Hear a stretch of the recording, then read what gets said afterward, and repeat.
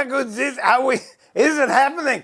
I tell you what, I get an adrenaline. I could go bungee jumping and I wouldn't get as big an adrenaline rush as when I press this button with all this new fandangled gizmos and technology. G'day, welcome everyone. Hang on, I've got to get my chat room. Oh my goodness gracious me, it's exploded. How is everybody? Oh dear. Good morning, Andy. G'day, Julian. G'day, Louise.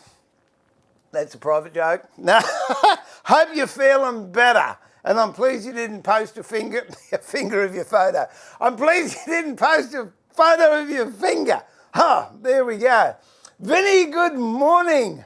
Yeah, no, I'm back. I tell you what, I was inundated.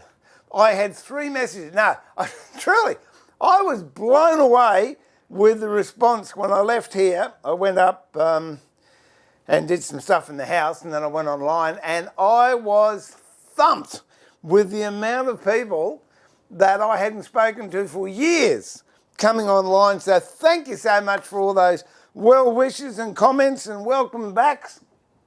It's great to be back. I think we're going to keep this format. I'm just going to clean my bench off. Keep this format for a bit. And welcome to anyone watching us on the YouTube, the Carbatec YouTube channel, because we're actually live streaming to Carbatec YouTube as well. Now, that's technology for you. I can stream all over the place now.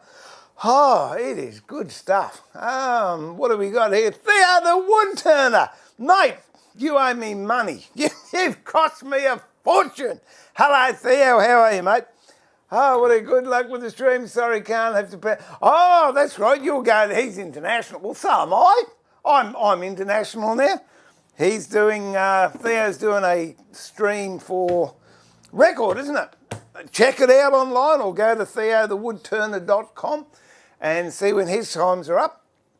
The only thing about Theo and I working the way we're working now, we're not getting so much coffee time together.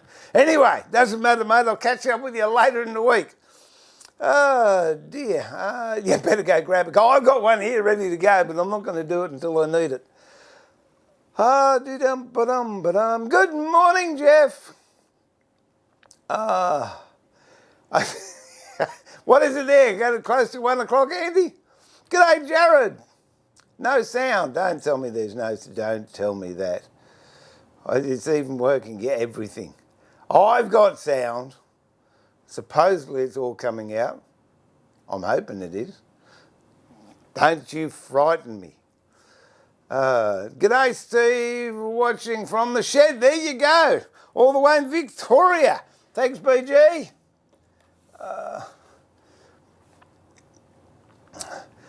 Nike Gibble, g'day. How are you? Thanks for dropping in. Sorry, muted. Give me heartburn, you do. Oh, mate, no, I've got a little gizmo here that tells me that I'm sending it out, which is good. So I'm going to try my new.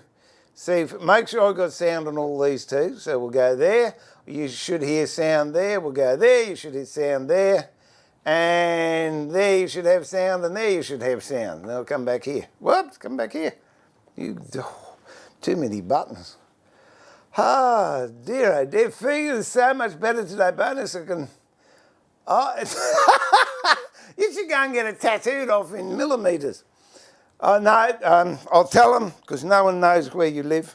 Now, Louise had a rather nasty accident doing some marquetry the other day, which happens if you cut too hard or too fast.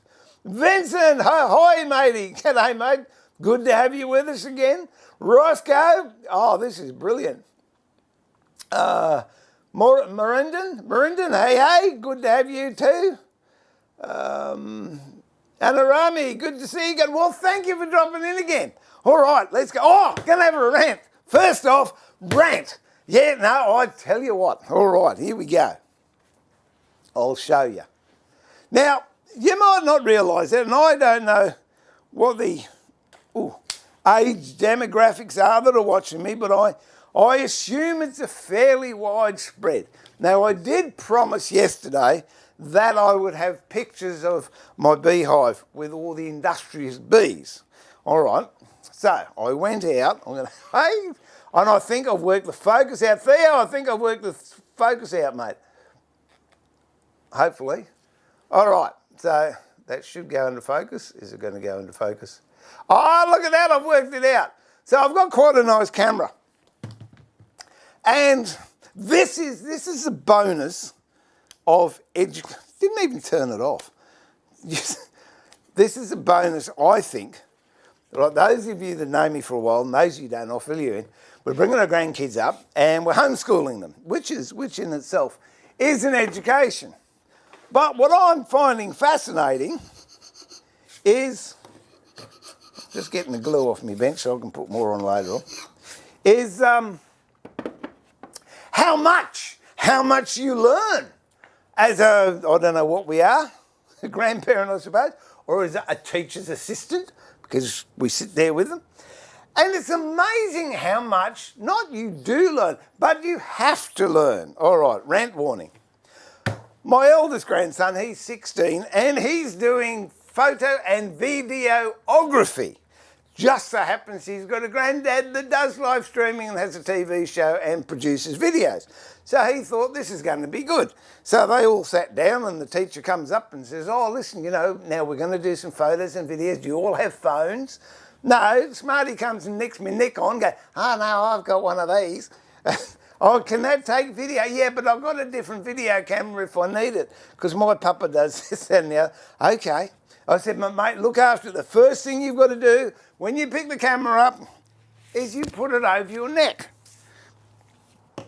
What I failed to mention, and should have been a key component of the instructions vis-a-vis letting him use my stuff, and return it to the settings that were on the camera when you picked it up. Because I went to get some photos this morning, blinking thing doesn't work. I've got things on the screen I've never seen before, and I've had this for about 7 years. And it won't take photos. Oh, you're just going to reset the menu. No, you don't do that, because if you go in there, it shows you everything else except for a button that will default to factory settings. And he's off doing a community job today, so hence you don't get a photograph of my bees. But tomorrow I might show you a photograph of my grandson from his hospital bed.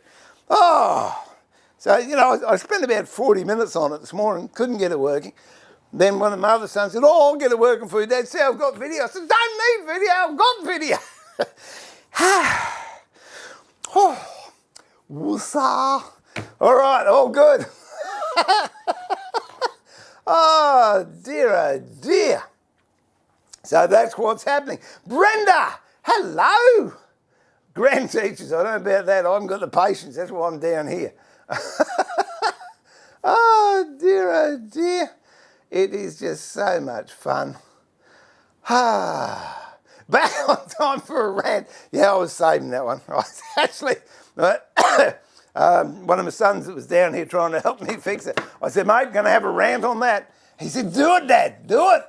So I did. I feel better. Okay. I'm missing a chisel. It's got to be on that bench behind me. So it could be an elephant on that bench back there and I wouldn't find it. Okay, so today no, I've tried Auto Vinny, doesn't work.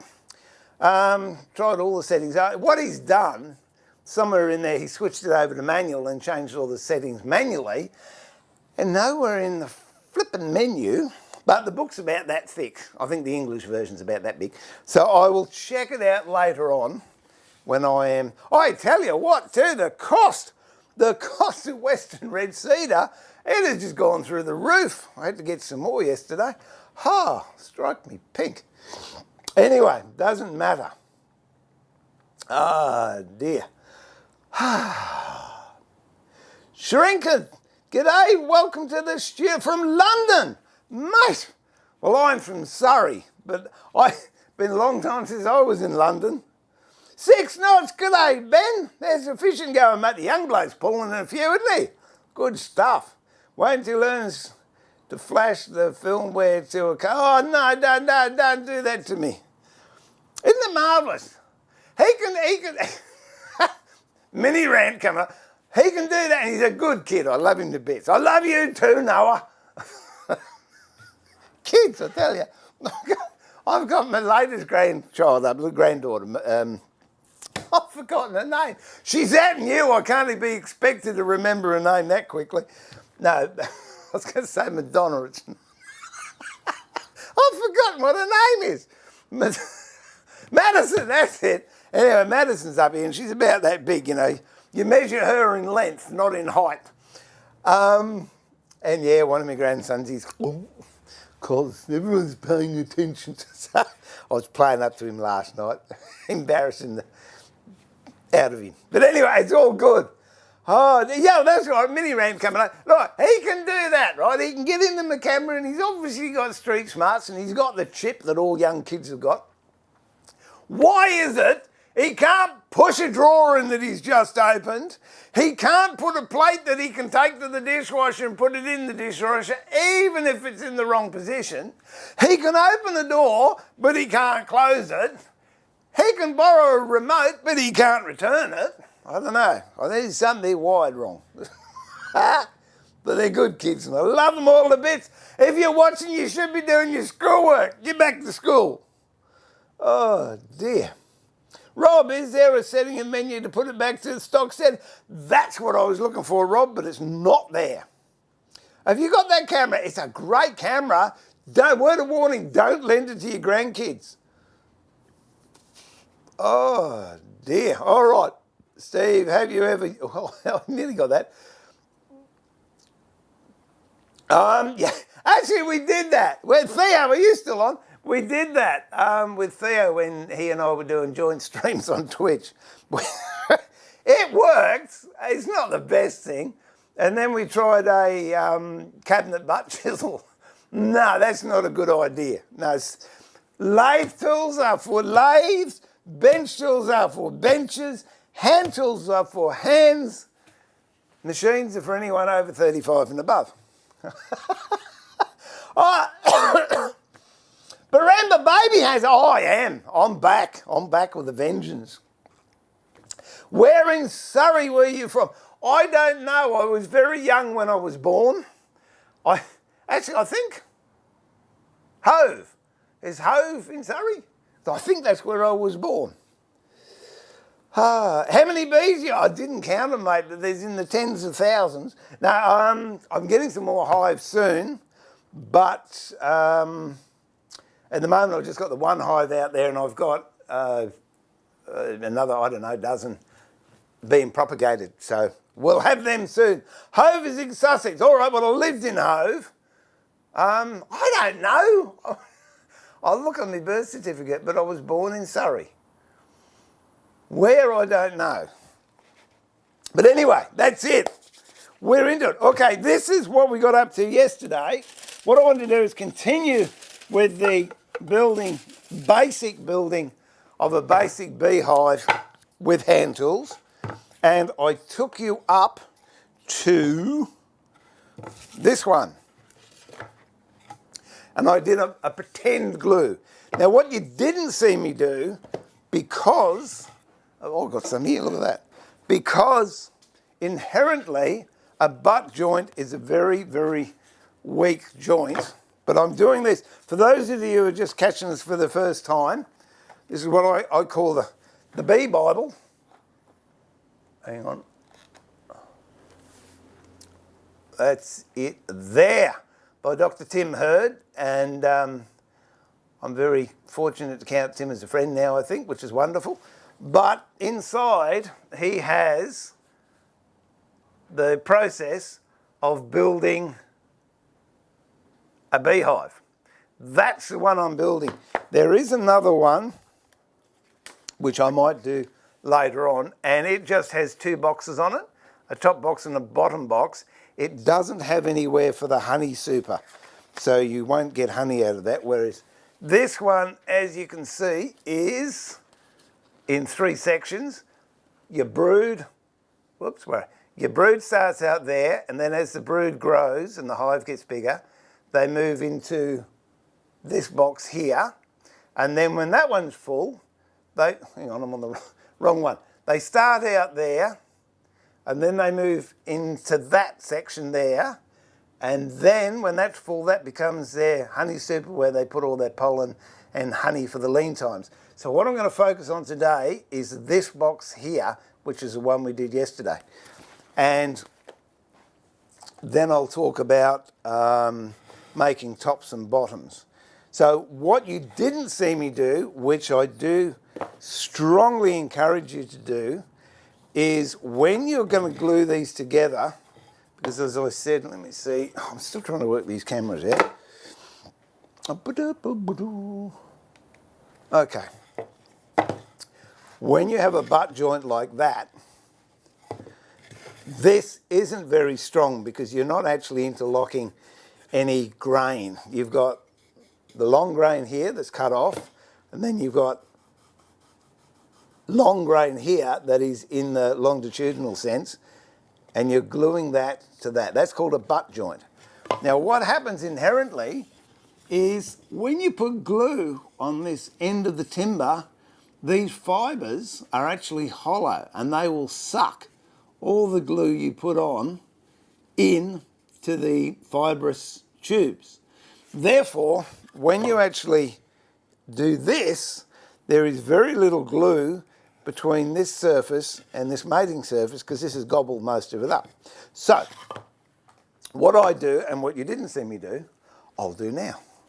If I can, that's not 4 hours, I'll put that on for 4 hours. I use hide glue only because I like hide glue, and being what used to be primarily a furniture maker, I used hide glue extensively. I'm looking for another glue pot to put on there. Let's see one. There we go. I've just got to put another glue pot on there or else it's going to beep at me all the time. So what I do, what you can do instead of hide glue is use a waterproof glue, PVA, such as, this is the majority glue I'm using on this one, which is Type Bond 3, which is well, it's not waterproof, but it is water resistant. It's not built for submersion joints like under boats, but it outside with rain and what have you, if it's not submerged, it's a very good glue for external stuff. So you can use that, diluted by about 10%. This is about a 10% dilution, and we'll be using this a little bit later on, so I'll show you how to dilute it as well. And you can see it's a lot. Ah! How's that, you idiot? That went all over me carpet. Anyway. Oh dear. Ask me if I'm having fun yet. So yeah, you just put some in and then just splash a bit of water in it so it's a little bit more viscous. You like that? The coefficient of friction is reduced. So I'm just going to use hide glue. But if you're using PVA, it's exactly the same process. And I'll pretend these are the bits we're going to glue in.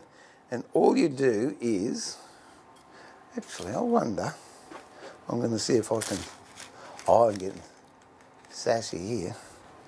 Let's see if we can, look at that. Okay, all right. Where is it? Oh, so I need camera operators. That's it, okay. Oh, look at that. What a great photograph. All right, so what I'm going to do is just paint it in, and seeing we've got that terrific photo, you will see the glue actually being absorbed into that end grain. So here goes.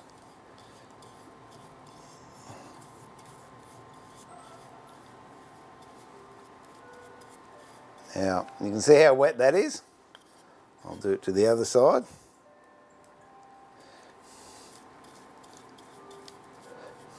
And you get pretty liberal with it. It really doesn't matter. All right, now if I turn it around this side, the side that we just done, can you see, as soon as that focuses, who's going to focus? Look at that. Oh, yeah, baby. Oh, I'm impressed. Can you see how much that has actually sunk in to the end grain? So if you're going to do a joint and it's going to be glued like that, you can see you haven't got much glue there. Patience. Up. You can see you haven't got much glue there that's actually going to touch the surface you're gluing. But what happens is that will dry and it will create a seal in there. So then, I'll show you what I've got in here. Yeah. These are the bee boxes that I make, and they're totally different and much more involved. But you can see that that's dried. But that has given me a nice barrier. So now, when I put my glue on there, I get a real good layer of glue and I'll get a much stronger joint. So there you go.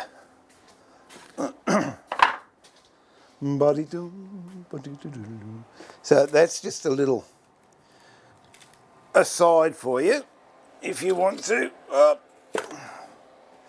get a good strong joint, if you're just butt joining timber together. Okay, so that's what I did to this, and as I showed before, I used rubber bands as a clamp. So that now is done nicely. Because you've cut them all to the same shape, and we hand planed this and hand sawed it. Sawed it? Is that the right? It was hand sawn, not sawed. It should be pretty even. If not, what you can do is you can go around with a hand plane and just very lightly threw it up. I've got a little bit of a, wait a minute, let me see. I'm just thinking with this camera I might be able to do a lot of other shots I wouldn't normally do. Where are we? Wrong camera. Go to that one. There you go. Okay, oh yeah. Oh, this is good. Okay.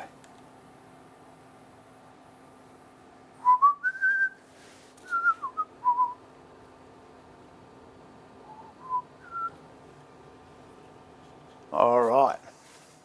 How good is that? That is so clear, isn't it? So I got a block plane, set it pretty finely. Doesn't matter what sort of block plane you got, if you've got a Stanley or Veritas, Lee Nelson, Cruns, whatever. Block plane's a block plane. And then just plane it off so it's nice and smooth all the way around. We use a bit of wax on that.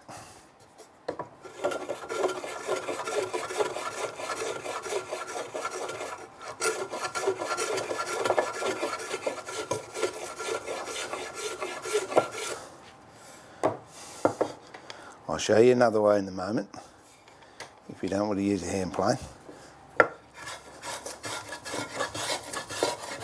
In fact, it's a good way even if you do use a hand plane. Okay, so there's no ridges there. No ridges there, a little bit of a ridge there, little one there.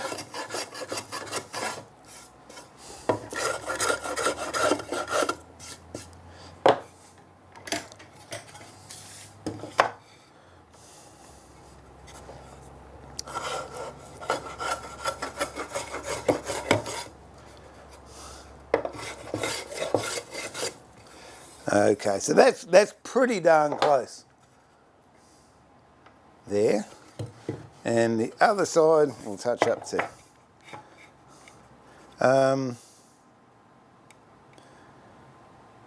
No, I don't think we will. I'll leave that the way it is and I'll show you another way you can do it as well. Oh, let me just have a quick chat. Yeah, I've got carpet in the shed. How avant-garde of me. Here we go. I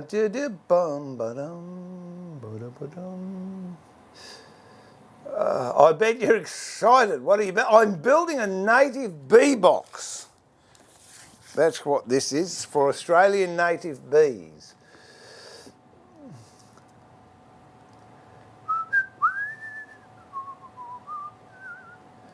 Hang on, where are we going here?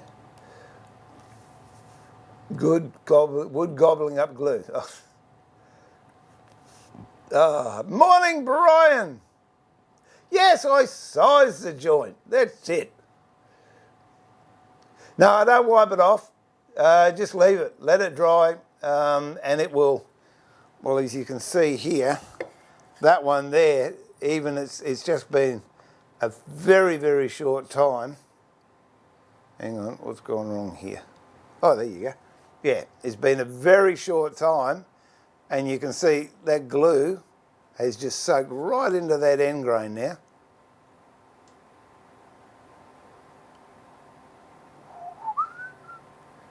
I'm waiting for it to focus. Come on. Focus, Danielson. There we go. Yeah, so I'll just leave that, and then tomorrow I'll glue it together. Gluing's one of those things you really don't want to rush anyway. And we all like to start a job and finish it in the same day. But to be realistic, if you want a good job, it's going to take time. I mean, there are all sorts of great glues around. My latest one I've just discovered when I do resin work is UV glue. Oh, it's awesome. You just put it on, you get a UV light and bang, off it goes. There we go. Using hide glue is not going to fall apart when it rains. I wouldn't recommend using hide glue outside at all. All I was doing then was using hide glue on the end to seal it. So then I would use that stuff. Titebond 2, which Titebond 2, waterproof exterior and interior. There are other ones around. I think Sally's have got an exterior. Gorilla Glue might have an exterior. I don't know. Oh, thanks, Natal. It's good to be back. It's terrific. Come along. I've spent a lot more money since then too, Vinny, I tell you. But yeah, I got a taste for it. And it was quite funny because towards the end, they prefer using my equipment than theirs because it was better. There's Sandy, hello. Could you effectively do the same thing with sandpaper on a belt sander? No, because you're not actually doing anything there. Oh, hang on, what are you talking about? Flattening. I'm going to show you another thing to flatten in a minute, sorry.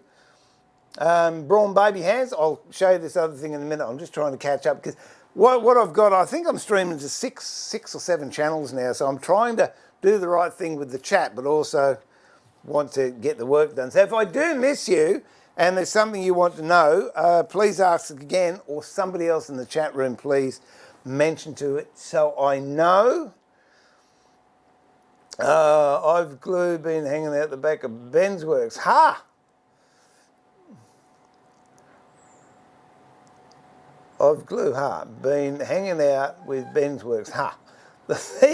I sent Ben an email to see if he wanted to come on the TV show, but haven't heard back yet, so I don't know. I don't know even if he watches this. If he does, mate, the office still open. Come make a TV show with me. Oh, your orders. Oh, mate, it's great. And look, honestly, there's these little UV lights. This one was $14. The other one I've got in the wood turning shed was $16. What's that, £8 or something like that? Go for the bigger one. It uses twice the amount of batteries, but is twice as efficient. And you'll find so many uses for it, Andy, you really will. When are you going to make a river table?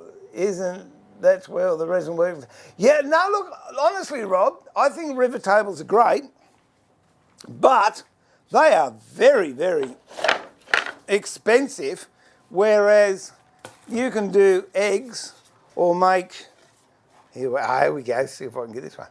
There you go. Or make little, my son told me they've got a flash name, they've got a French name. I call it a serving platter. But you can make these have to be polished. So when I catch up with Trevor, I'll have the good polish.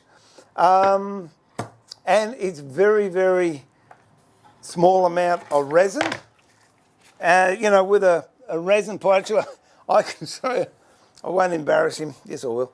One of my sons, I won't say which one, decided he'd do a resin table. It's 4 months since he poured it and it's still soft. And he came up the other day, he said, Dad, he said, what am I doing wrong? It's 50-50, isn't it? I said, no, it's 2 to 1. I always thought that's what it meant, 2 parts, 1 to 1. No. So, I mean, that was $300 worth of resin that he put into a failure. And I'm not prepared to put another $300 worth of resin in it.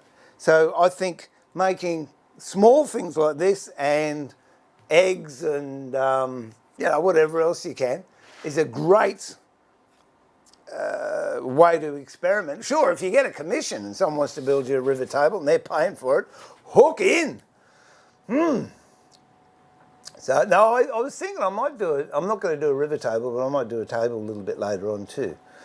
UV glue, that's the stuff, BG. Does the ingrain swell up much with the high glue so that you might have to give it a light sand on the second?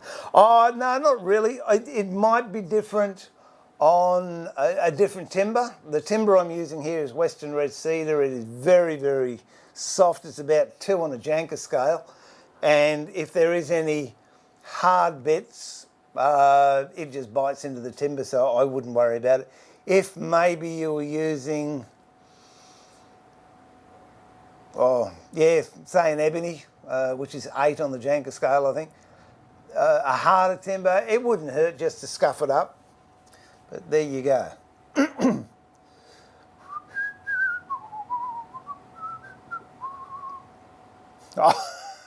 Shrink, you are meant to do a tight-fitting joint, not rely on the glue to make it tight. Oh dear. Hey, I didn't think of that, Rob. That's a good idea. Make shells out of that. Do you have that rule that... Oh, yes! It's one of my favourite fans in the audience. Henceforth will be known as 3.5 finger Lou. No. Here we go. Oh, yeah, I know. You can hit me when you see me. It's all right. Okay, this is the one I made. So let's go. There you go. See, it's got a groove down the middle. It's got a brass edge. This is for cutting veneer. And the good thing is you can hold it like that, and if the knife slips, it'll... I'm not going to give you a graphic, but if you slip, it just goes up to there, and your fingers are pretty safe. Anyway, yeah, that was a bit of sandalwood. And the other thing is, put some 240 wet and dry on the back. That way it stops it from slipping. But we'll get into that when we do some more veneer work. Oh dear. Hey Panda, how are you? Is it a low vac, low smell resin you use, Steve, or cheaper smelly stuff? No, I'm using, it's epoxy resin, and yeah, it doesn't smell, and I use it in a pressure pot. Although it does go off quite nicely. I use a couple of brands. One's Barnes, which is really, really nice and clear. And the other one's, you've got me. I got from Carbatec, which is really good stuff as well. Those 2 boards I showed you, that was the Carbatec stuff. And they've got, I think there's 3 types they have. It's, oh, crikey. Deep pour, which is for knots and inclusions and stuff in timber. Then there's, I'll have to go up and get it, won't I? Oh, what's the other one? Quick pour? And then there's a clear coat, which is like a two-pack that goes over the top. And then the one you use, I'll look it up, wait a minute. Shh, I hope no one at Carbatec's watching. Let me see. What is it called? The one from Barnes I prefer is called rigid cast, that's the one. The Carbatec one is rigid cast, deep cast or clear coat, and the one from Barnes I use, which is really, really clear, is called Clarity. So there you go, they all work well, and it's good fun. All right, we'll do some more of that a little bit later on. Yeah, okay, that sounds to me, Vinny, as if you're using polyester resin, and that does. That smells like Dad's old fiberglass factory, and it is temperamental because you measure that in mils.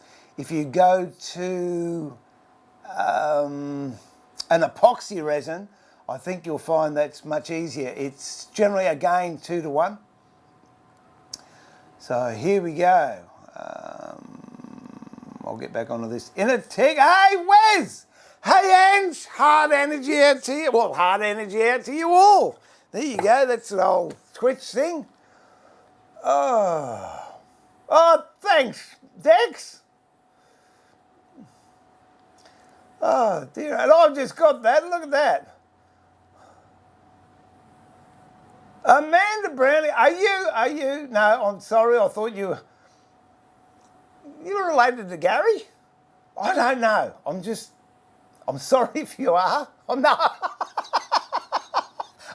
I'm sorry if you're not. No, I'm going to shut up. It's just that a mate of mine is called Browning and he has a daughter called Amanda. I was just wondering. And I've just been told I've had 100 messages on chat.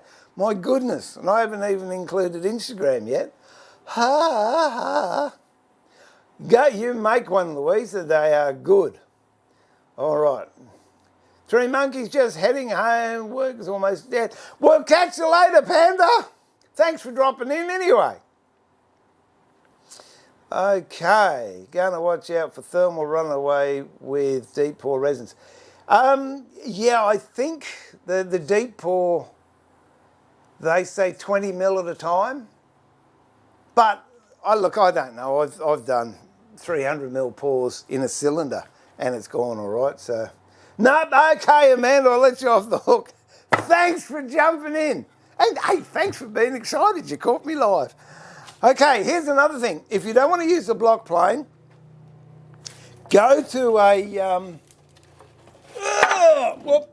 cabinet shop or somewhere where they use a wide belt sander. Or you might be able to find it, I don't know where you'd buy them. Abrasive place do, but it's big, it's big sheets of sanding material like that.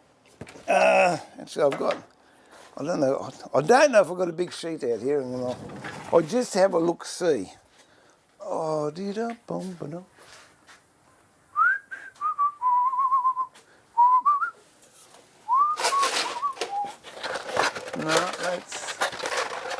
No, I don't know.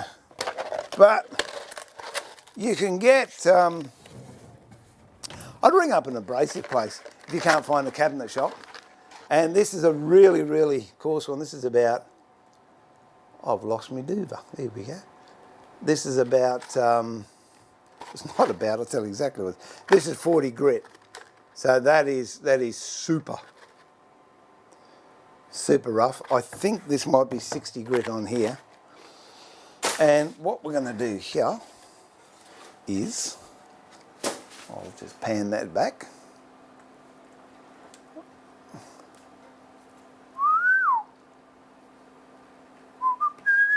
So we're still on B boxes.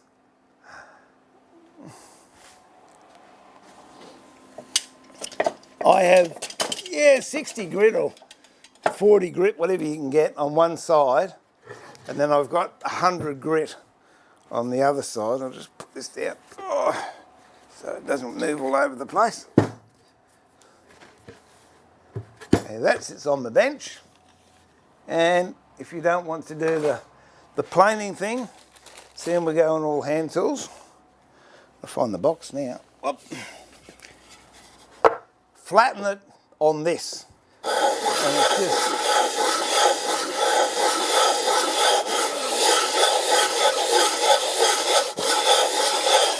Just move it 90 degrees.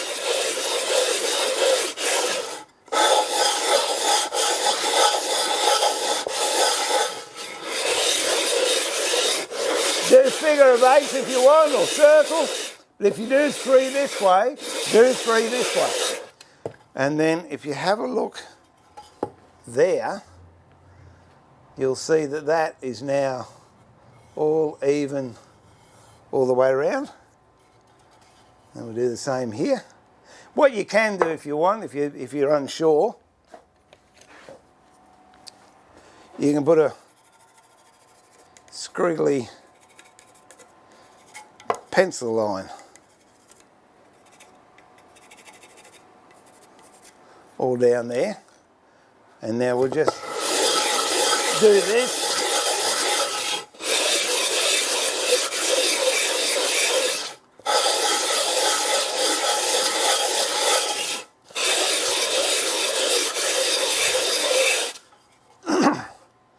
And have a look. A little bit of a pencil line here, which means we've got a bit more to take off, and we've got a bit more to take off up here and there. So a bit more vigorous.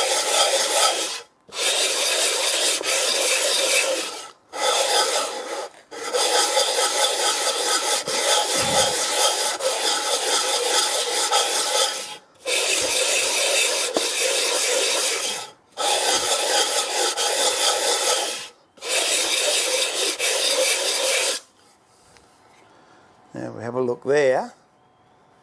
We've got all the pencil off. So that means that's dead flat now. That's flat. That's flat. That's what you're aiming for. The other way I used to, I don't think I have them anymore, but I used to have full sheet sanding blocks, just like this, and I put a full sheet of sandpaper on it and do that.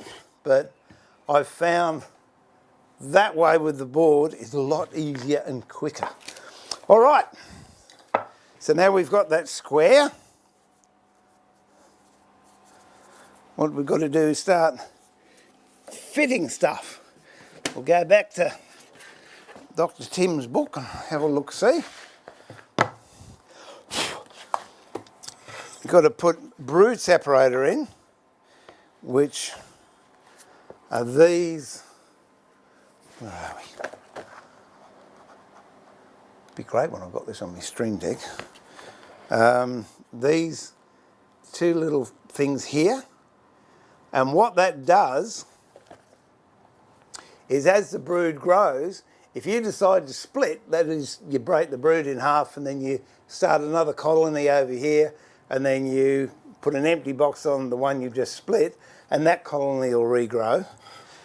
If you have these bars in, when you break it, it doesn't totally destroy the brood. It actually acts as a divider. And according to the specs here, what I'm going to do is I'm going to do, out of all this, I'll eventually pull an individual video out, which will have without all the chit-chat. So that's what we're doing at the moment, these 2 bars here. So 30 mil wide and 20 mil each from each end. The thickness really doesn't matter that much, but I really wouldn't go over 5 mil. Let's see if I've got any, what have I got around here? Wait a minute, oh yeah, what's that? Okay, here's, I don't know what thickness that is.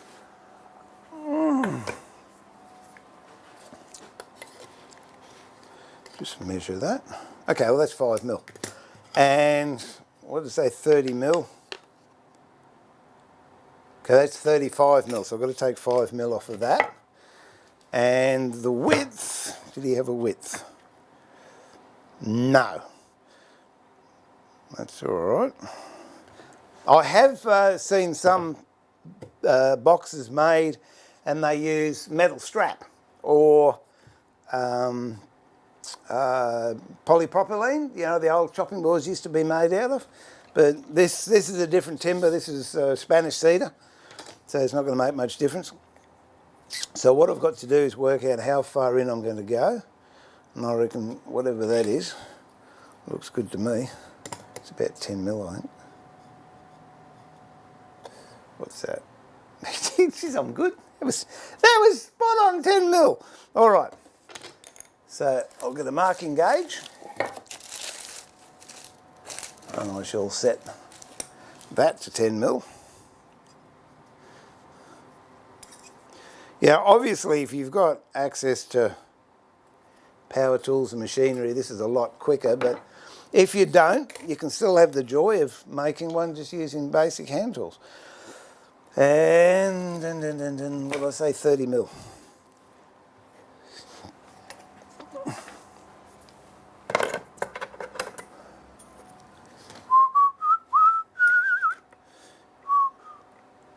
And what was that? I need a coffee, I hear you say. I think it's a darn fine idea. We'll do that. Okay. So the internal here is 150 because that's what we cut those up, plus 10, that's 170. So I'm going to rebate these in 10 mil on each side. And that's 150 gap, so that means 170. And you don't have to stick to this one, you can have whatever size your heart desires. But at the moment, I think I'm going to have a coffee. So I'm having a Costa Rica this morning. I tell you, Nespresso should be sponsoring me. There, that's what I'm having today. Well, I've got to work these cameras out because they all go different ways. Okay. I'm not showing you my coffee. I'm just trying to work out focus. Ah, look at that. Okay. So I'll put that in there. I'm going to have a blast of vanilla. I'm feeling good, so I'll have 1.5 in that. And I'll do that. And that can do that. And we're into it. All right, so now I've got to measure off 170. That's to there. Oh. Mark that, might as well cut it with a knife.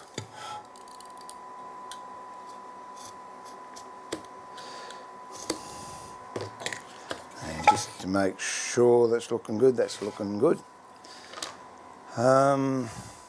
Even little cuts like this, it doesn't, I just didn't get around to sharpening those chisels yesterday.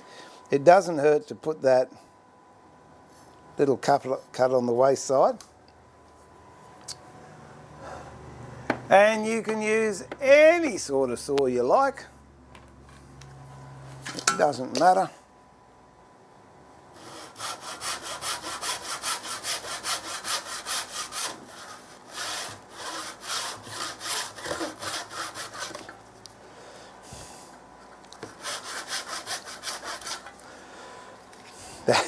That's a nice saw. Shh.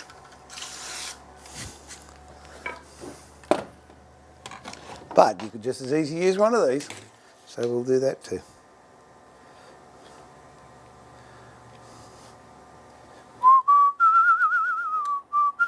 Oh! Nearly had a Louise moment. Huh? Oh, am I going to be in for it when she catches up with me? It's all right. You loves yous. There we go. And we'll just... And don't forget, Japanese saw cuts on the pull stroke, not the push stroke. So that's where your cut is. Coming back that way, not that way. See how quick they cut? Aren't they good? Oh! That possibly wasn't the smartest thing I've done all week. Now, 30. Okay, so we'll just mark 30 off there, and we'll do 30 off there, and we'll put those in the vise so we can get the grain going the same way. That goes that way, that goes that way, that goes that way, that goes there. So look, I don't think it's absolutely super critical, crucial. It's spot on 30, but that's what the book says, that's what we'll do. Little squirt of water in there works wonders.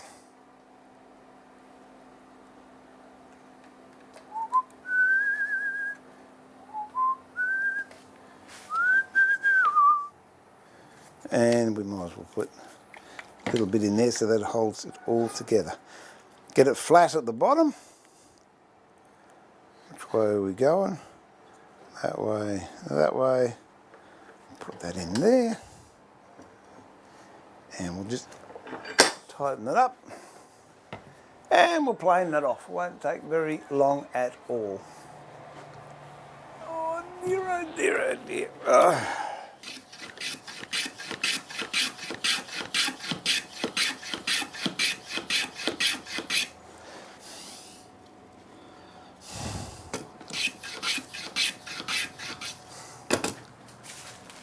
Back a bit. There you go.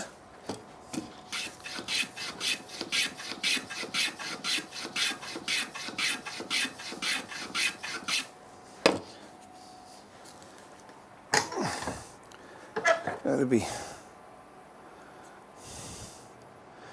pretty close.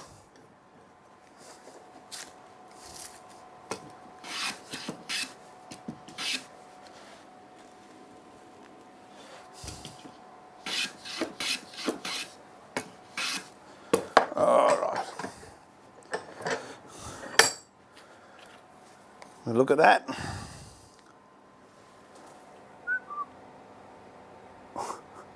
Everything's reversed. Okay, so there's 30 mil. That's easy peasy. Haven't turned the machine on yet. Now, what I can do, I'll put that back over there. According to the book, we've got to measure in 20 mil from each end to position them. So we'll do that. Now at this stage, these are going to be on the bottom. So it's a good idea to look at your box and say, well, what does I want as a top or a bottom? So in this case, you've got, it's a pretty easy choice. You've got dark timber up here, you can have it at the top, or you can have it at the bottom. Me personally, I like it at the bottom, so that's how I'm going to orientate the box. So I'm going to put the brood separators in this side, so when it's down I've got dark timber on the sides. Okay.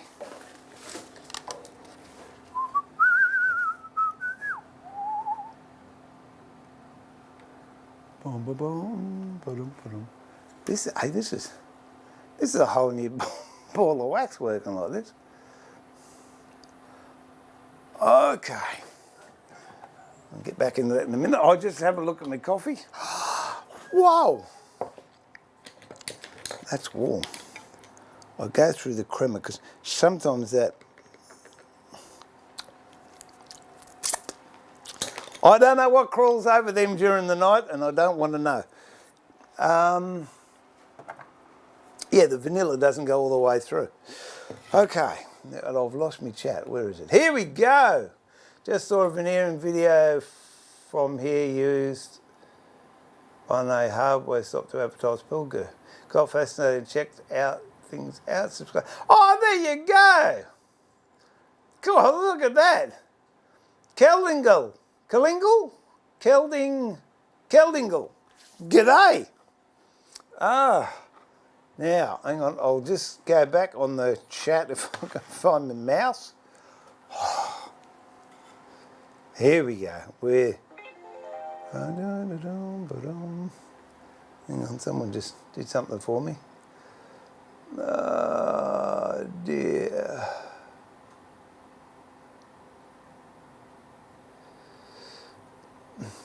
I bought a thermostat so I can keep an eye. Yeah, we don't really have that problem here, Vinny. It's hot all the time. Although I will say when I'm working resin, if it's raining, I don't do it.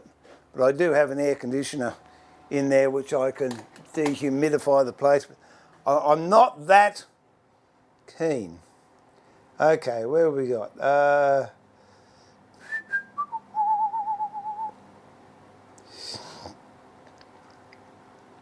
Great, that's it. Yeah, BG, that's what I use when I cut tops off, so you can't see the join. Hey, Earl, welcome, mate. Good to see you again. What's the name of the book? This is the name of the book. It's going to be a bestseller now. Do you hear that, Tim? We'll put you on the international bestsellers list.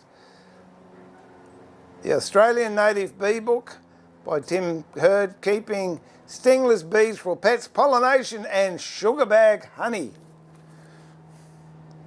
You can buy it online, or that's Tim's web address there, www.sugarbagbeads.net, and you can get it from there. Turn coffee machine. I didn't. I put a coffee thingamajiggle in it too. We'll catch you, Vinny. We'll talk to you later.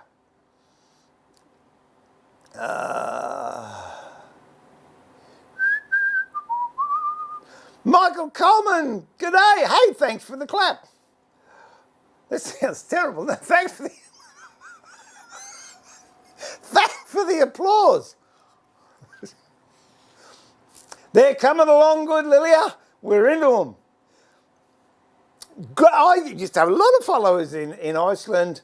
Kalingal, there you go. Beastie Boy, the poor mouse moves like... yeah, cops are thumping, I tell you.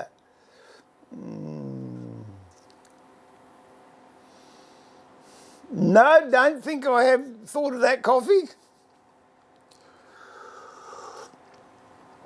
Oh, speaking of which, Lilia, I had a huntsman spider. It was that big the night before last in my bedroom. Yeah, I was up for an hour trying to catch it, and I put it outside. I mean, you see them there. If you don't see them there, you're fine. But if you see one, what's the first thing you do? It's going to crawl over my face when I'm asleep. Oh, dear, oh, dear.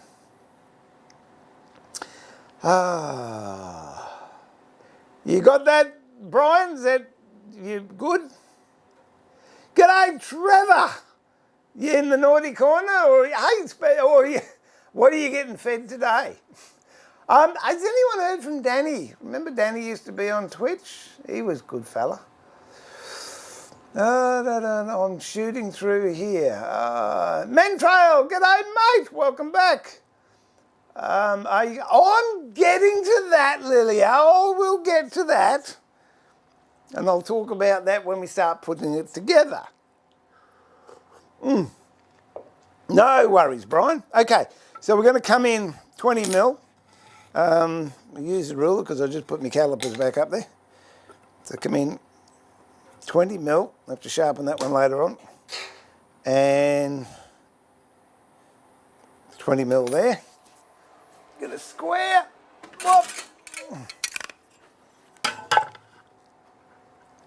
And just draw a line. You idiot. What did I say? I was going to have that as the top. all right, disregard that. I've worked out where the bottom is, and that's what I'm working on now. So I'm coming in 20 mil from the ends, like that. Like that. And come in 10 mil, which I set this to 10 mil. So we'll just scribe down there a little bit. Scribe down there a little bit. And down there. And down there. Put these on the marks.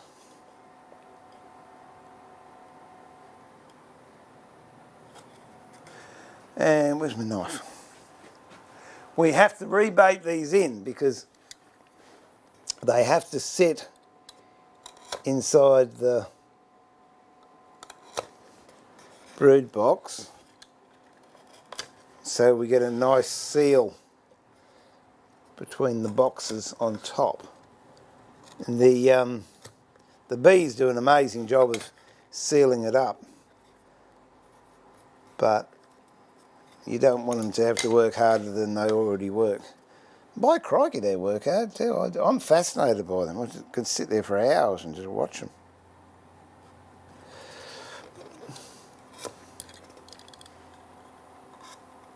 Okay, so I've marked in where I've got to cut out.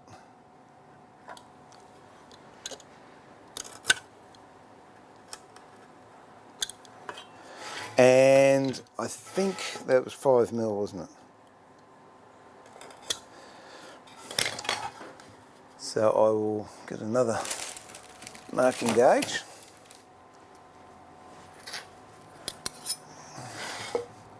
These marking gauges I'm using, they're Veritas ones, which I really like for the most part. The one drawback they do have is I'm left-handed, and if you ever put a new blade on the cutter, which does happen if you're using them a lot, you put a new blade on there, you have to take that screw out, and it's a right-handed screw. So being left-handed, when I use it like that, I have a tendency to unscrew the screw. If you're right-handed, it's fine, it's working towards it. Then the other one, which I used yesterday, which I'm quite happy to show you that one again, that's a Colin Clinton one. That's just absolutely amazing marking and cutting gauge. But I don't use that all the time on big jobs, I do. But the little Veritas ones seem to do just fine. Now I've got that out, how am I going to get back in? Does it go that way? I've forgotten. How does it go in? There we go. All right, so here I've got it marked what I've got to cut out, and then on the inside I've also done a depth mark. So now just get a chisel and we can chisel those out with my not too sharp chisels.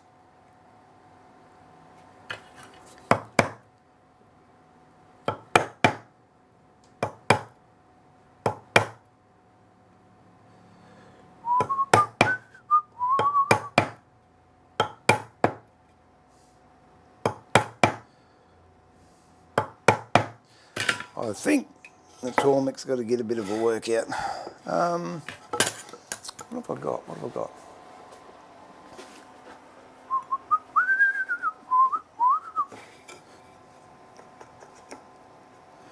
No, that's not going to work.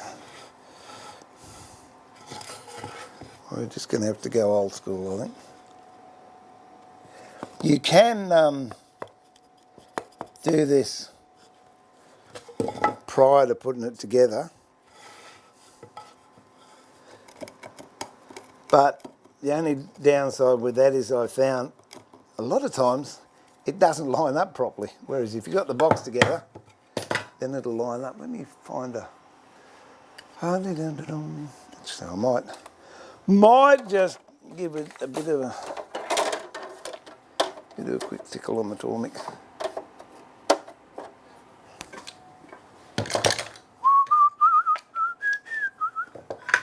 Because it will work a lot better. Bear with me when I'm just doing something I should have done off camera. These rubber Sorbis I'm using at the moment, they're... Oh, wait on, what have I got over there? So they're the Gilt series, which are really cabinet making chisels, and they're generally done at 22.5 degrees. Whereas most chisels, here we go. Most chisels are done at 25 degrees and then have a secondary bevel on. This will do it. Use Harold and Saxon one. That's better. So I'm not going to sharpen it now.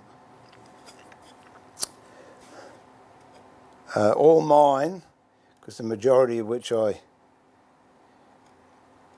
do sharpen, I don't have a secondary bevel on them. I do them all at 30 degrees. But that's just personal preference. Nearly down there.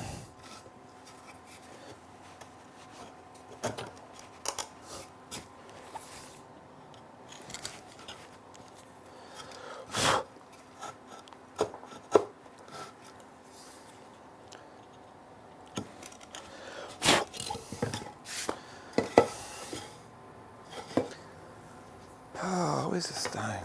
Just give us a...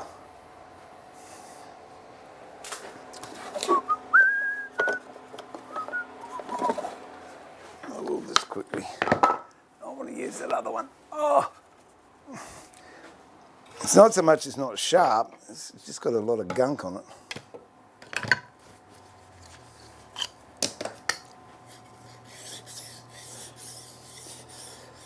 Because I've been using it when I've been gluing up and I've been getting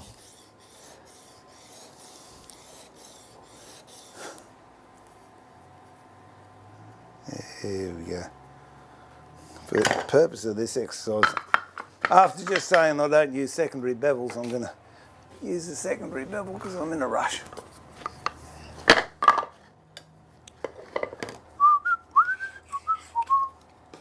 That's just kerosene I put on the stone.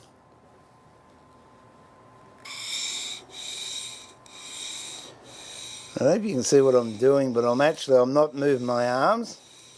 I'm bending my body. And what that does, it gives me a accurate angle all the time.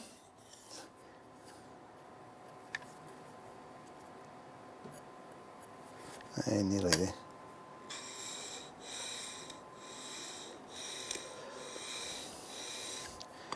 I was saying to the grandkids the other day, all this new technology is really, really good, but it's still handy if you know how to use the old skills, just in case the new stuff's not available to you. There, that will do. I don't know where my strops are gone either. Oh, this one, that'll do. This is just leather.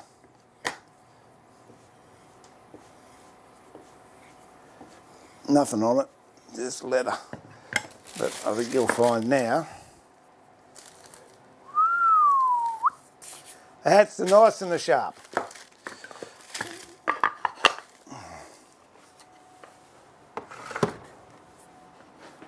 Oh, all right. Let's get into this one. Finish this off. What are we up to? Oh dear.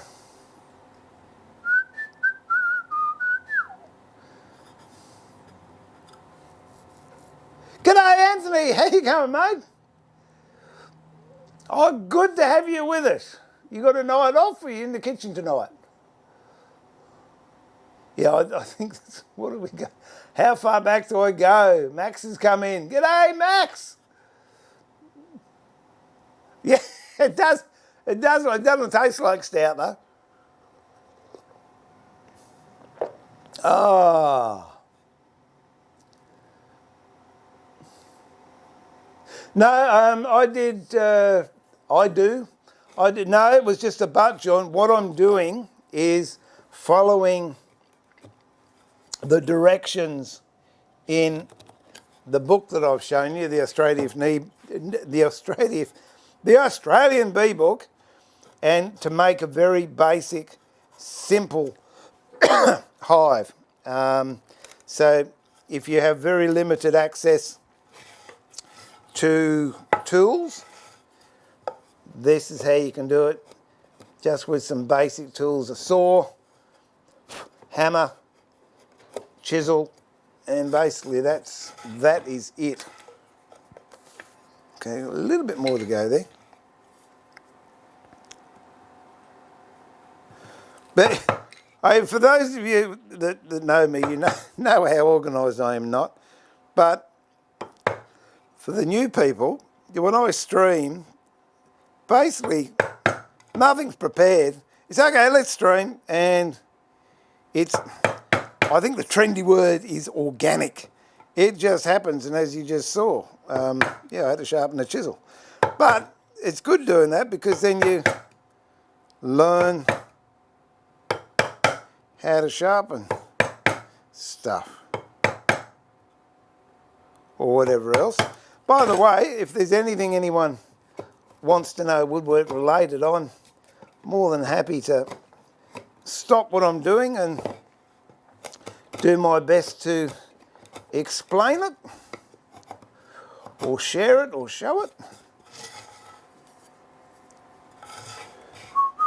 And with the chat, if I don't get to you, I do apologise, but because I'm streaming multi-streams now, I've got to tell you, it's a bit overwhelming. It's very nice though. I'll tell you what else is nice, is coffee. It's very good. Ah.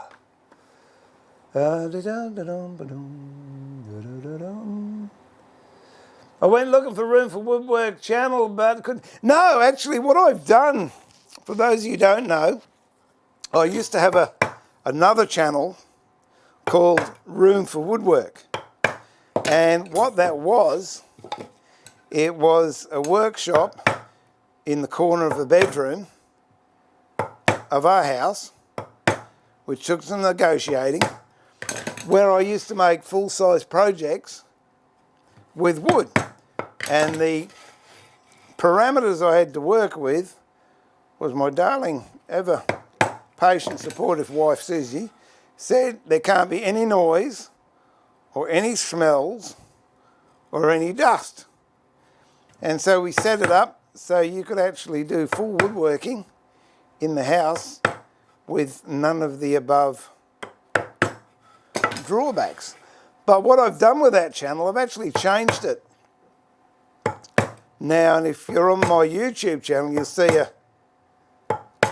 a button up the top in the banner, and it's called Another Creative Channel. And what we've decided to do is we're just going to use, I'm going to use a tail vise for this, we're going to use that for a lot of other things that Sue and I do that aren't woodwork related, because there might be a lot of people that enjoy woodwork but really wouldn't or couldn't care less, and that's fair enough too, about what else we do. So in there's another side of me that people might not know about. It's not up yet, but I want to do some poetry reading and actually narrate a couple of books that I've written that aren't on woodwork, they're on different things. And Susie's woodwork. Susie's woodwork. I'll tell you how bad it is. Last night I was I was looking for my glasses, that's right. And I said to Sue, have you seen my glasses? And she meant, are they in the office? But she said, I don't know, are they in your sewing room? I said, I don't know, I'll go and check. Oh dear, oh dear.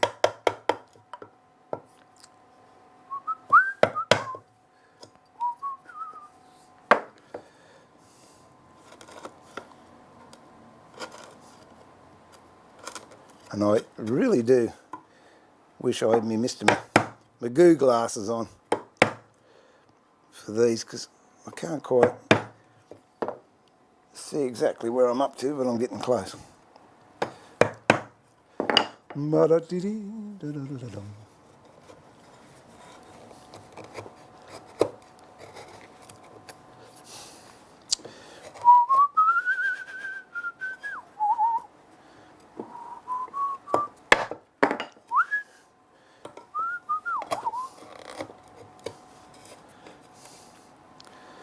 Ba-da-bum, ba-da-dee-dee.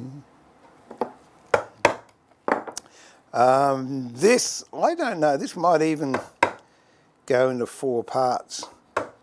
Not this part, but the whole thing. What I want to do after I've done this box is I'll show you how you can make the tops and bottoms, and then we'll join those up.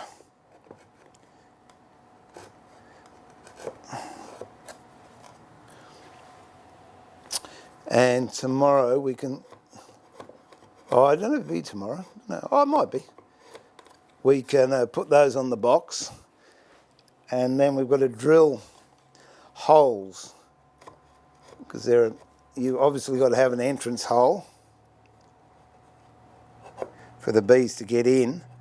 And on this box there is a vent hole to allow any built up heat to go out.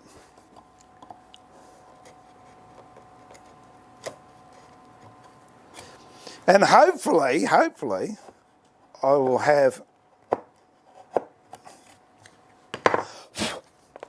my camera working, and I can show you some pictures of a hive I've got out there.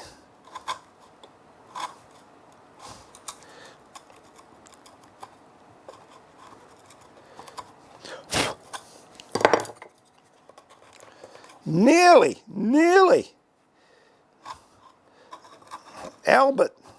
Albert there. I was asked yesterday in a message, do you have to use Western red cedar? The answer is no. Basically, you can use any timber. It's just that I make them in Western red because I saw an opportunity that no one else was using it.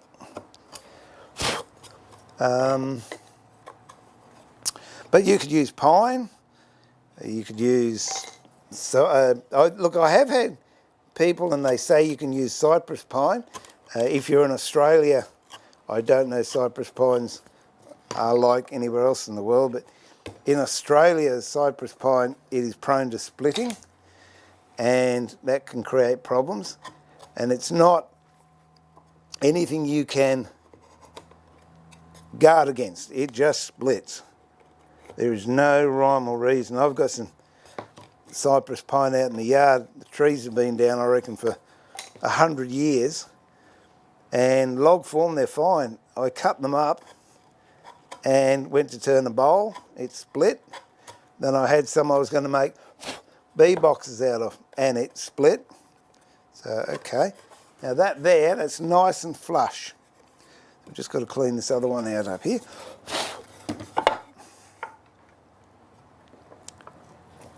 I've seen hardwood ones. The big problem a lot of people come in to is when they put the tops on, and I'll go more in depth into that tomorrow. But if you don't put the top on and make allowances for shrinkage and expansion as the weather changes, then your top is going to bow, cup, split, come apart at the edges, and then that leaves your hive open or vulnerable to attack, and also moisture, which apparently isn't a good thing. Okay, we're nearly there. We just got that.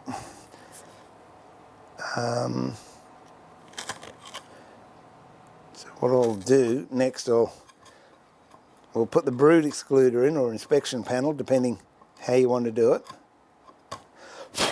And then I'll show you how I do the tops for this. Let's just get a little bit out of there.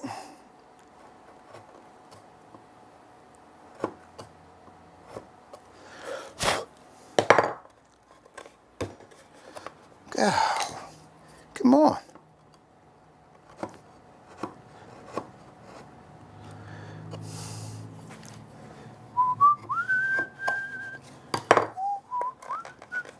Okay, all right.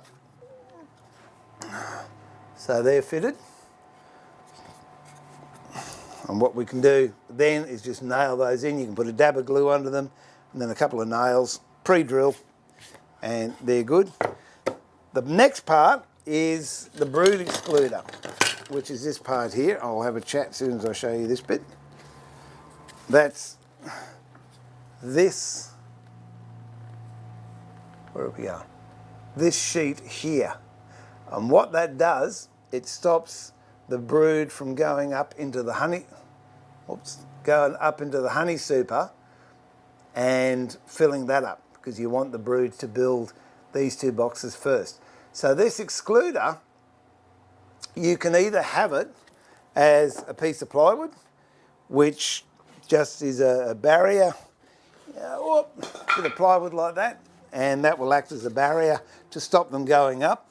Or what I'm going to do is put a clear piece in there. That way you get to see the bees while they're working, and it's fascinating. It honestly is. And then eventually, I don't know the technical name for it, Tim would, but they put all this muddy, sticky stuff over it, and you can't see, but for several months, you get the opportunity of watching them build their hive, and honestly, it is a treat to watch. So now, you've got to work out, we worked out what you want at the top and the bottom, so I've got dark timber at the bottom, and now look and see which is the nicest bit for the front. I think I'll have that. I'll have that as the front, so this is going to be the back. So the brood excluder goes from the front to the back. I will do as suggested by Tim in his book, and then I will tell you what I do differently. But at the moment, we'll do, whoops, exactly what Tim's got here, and we'll go to those measurements, which are 166 by 200. So, let's see if I can find some 166 by 200. What's that stuff down here? Oh, okay, I've got some offcuts here of polycarbonate, which is tough stuff, you'll never break it. Or if you've got a piece of Perspex, something like that, you can use that if you want to have an inspection plate. So, let's just see how close we are.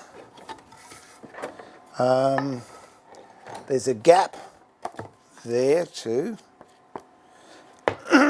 Excuse me. Oh, I suppose the gap's naturally there. Okay, so you go 200 by 166. Let's see what this is.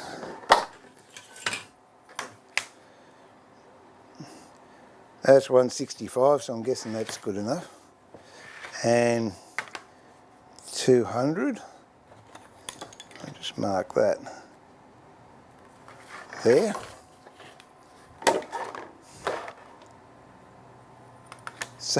So I can see it. There you go. That's 200 there.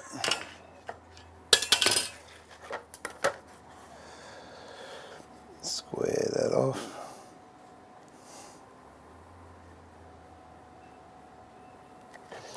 And this stuff you can cut it with a knife.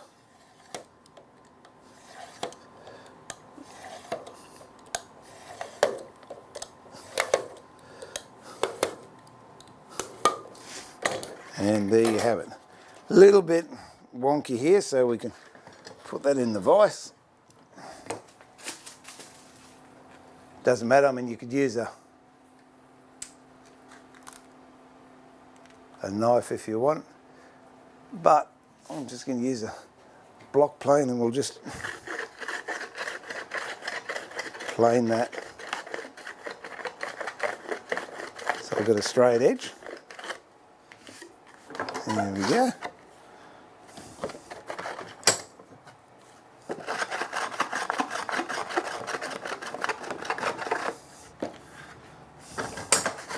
Okay. And again, I really don't think the bees care if it's not square. You can buy that, by the way, from, if you're in Australia, Bunnings have it. Couldn't tell you what aisle it was in. So that's it. Now that fits over there.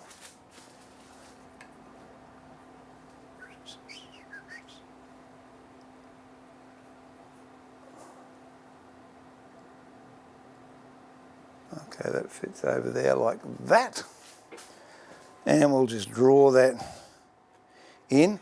Now what I've got that butted up to the back here. What I actually do in mine that I build, I actually recess it in the top. But seeing we're following the book, we'll just do what the book says and we'll butt it up to there. Have it as close as you can.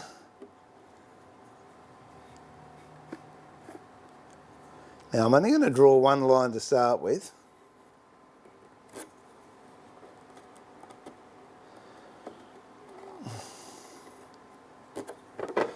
Okay, and I'm going to chisel that line out. That's the other thing I like about polycarbonate, it's only 1.5 metres, so you don't have to go too deep.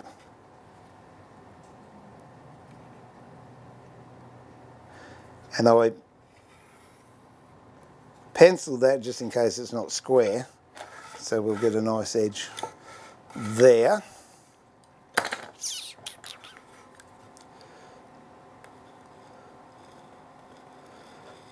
It's another joy of working with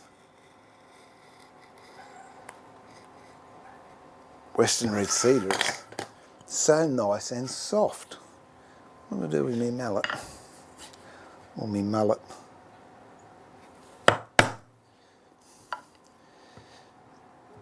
You don't have to go down too far. Now, I don't know if this will work, but we'll try this.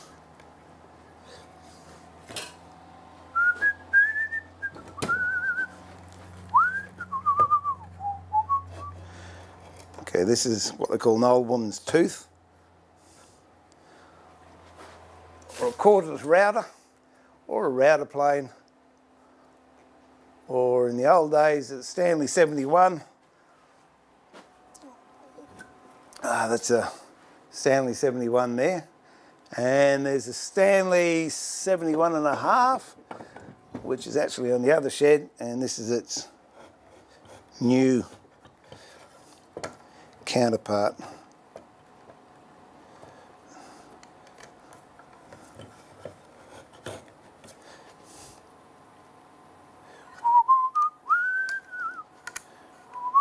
You don't want to be taking too much off in a pass.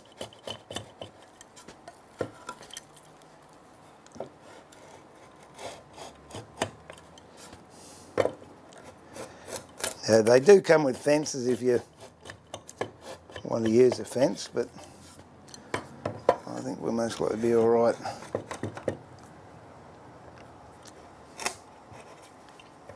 Without the fence. If you haven't got one of these, obviously, use a chisel.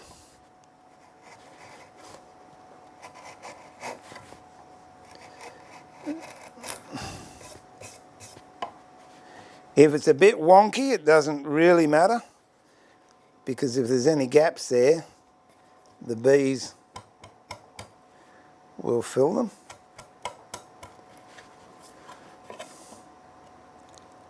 a little bit too deep.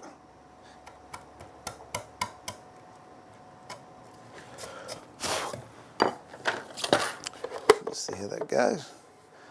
All right, that's just about flush with that. I'll just take it down a smidgen.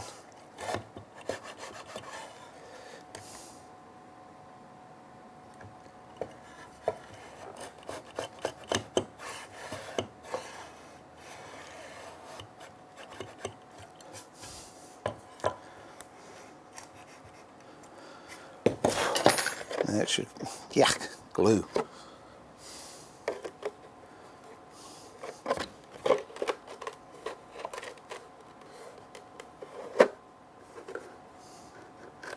Whoa, something's stopping that somewhere.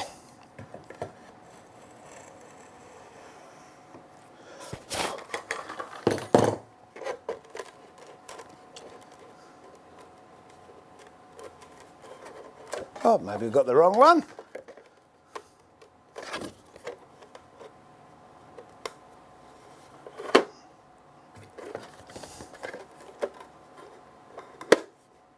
Oh, confusing. No, that was the one I had because I planed it, didn't I? So that can sit down there for a bit. All right, so that's now flush with that. And what I'm going to do is just nail that in, if I can find a nail.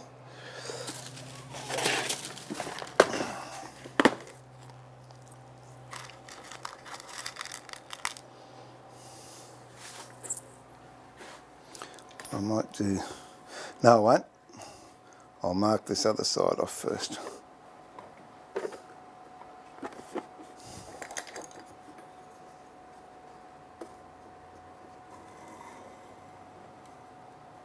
Okay. All right, let's cut this other side. Then I'll nail it in.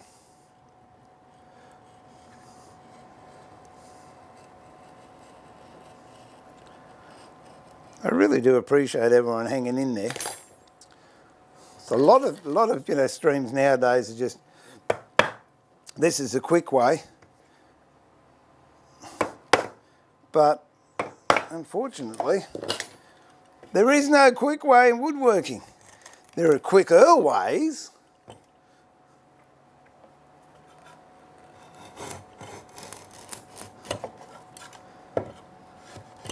But if you want to know the whole process, I will, as I said before, break this down into a standalone video without every painstaking step of the way. That was a splinter.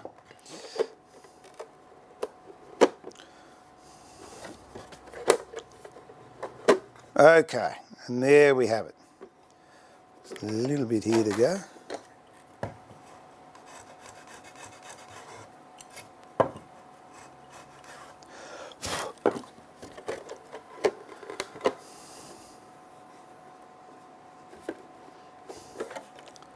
Right there.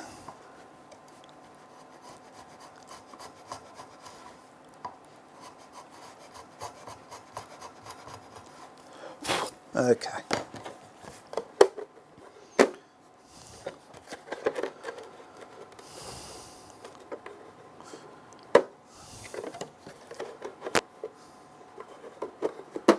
All right, so that sits there like that. So what we do is we take this plastic off. It has a plastic coating on it.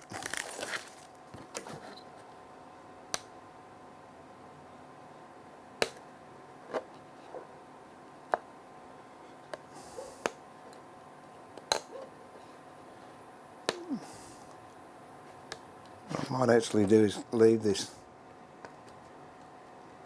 top coat on. I'll just see if I can start to pull it away. And I'll explain why in a bit. Okay, so whack a couple of nails in there. You're better off with a pan head nail, because that way it won't pop off.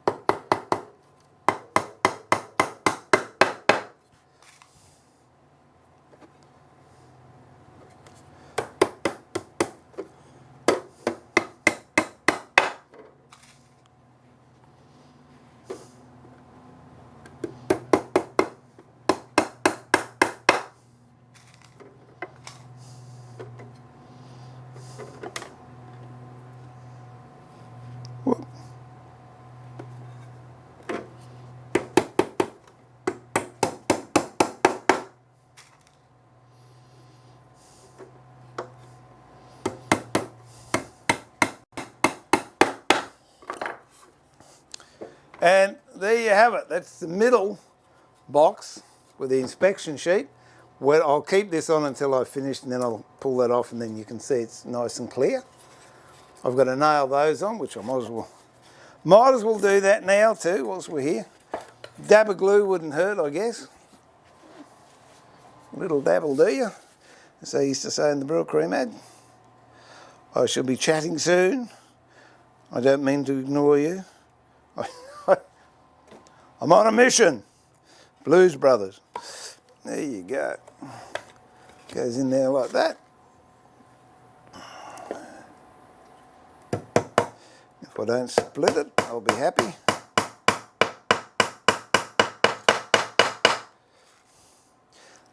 Just to make sure I don't. Oh, yeah, we're still going hand tools. Look at that. There you go.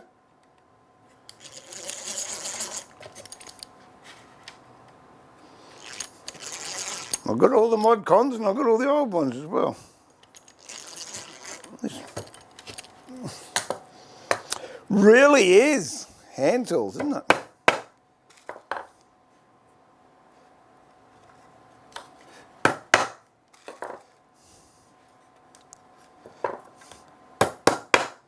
Okay, that is now completemondo. We'll move on now to I'll just show you what I want to do with the tops and bottoms.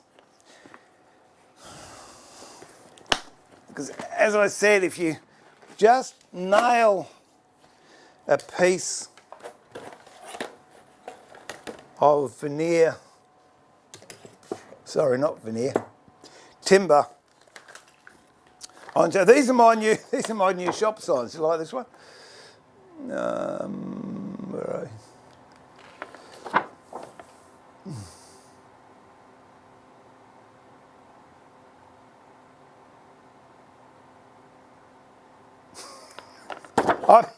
I'm not saying I get cranky with people telling me how to do my job, but there are times. Okie dokie, what are we going to do?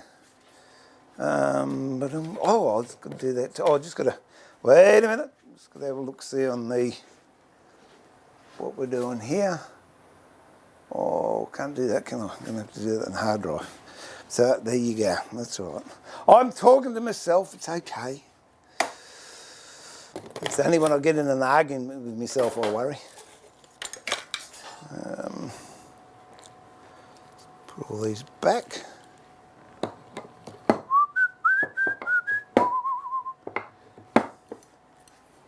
Look at that, there you go. The New Year's resolution is I'm trying to keep my shed tidier. And it's sort of,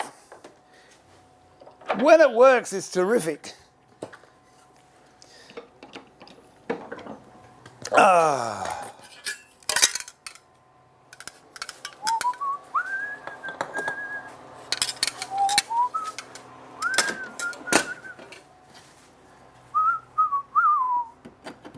Find another chisel, it's around somewhere.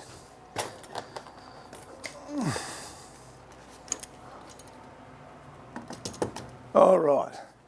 So for the top, as I said, a lot of people I've seen, they nail, say that they'll get a piece of timber like this and they nail it on the top. Then what happens is they've inhibited the growth or the movement of the timber. So if it dries out, it splits, or if it gets wet, it buckles. The ones I make, I've allowed for that, but that's the fine furniture maker in me that's coming out, I suppose. So the best thing is to use plywood. Now, if you can't get 1-inch plywood, that's not a drama, excuse me. Just get some plywood and stick it together. I found these manky pieces out the back. I'll get into it and then I'll have a chat. Yeah, this isn't even exterior plywood, it's just some plywood that's been out the back. But I'll have a coffee and have a chat. Then I'll show you how you can prepare that. Oh, I've got to catch up.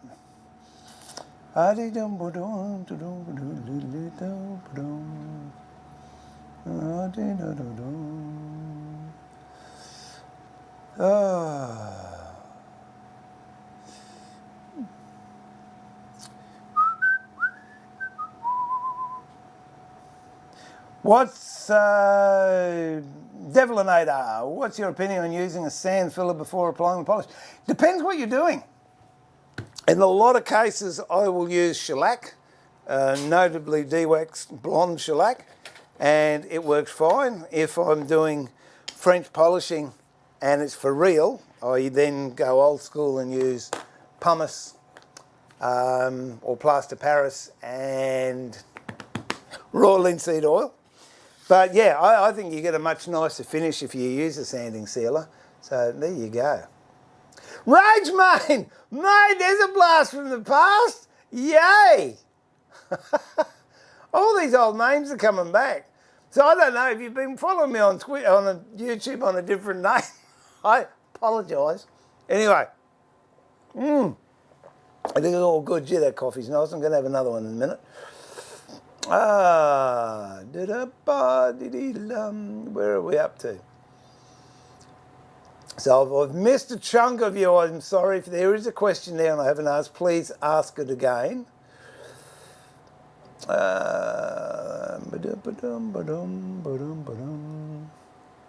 How do you trick them into starting their hives in there? Oh, I do. There are ways, but what Tim does, he's already got broods. So you split the brood. I'll show you. I've got one down here. Oh dear.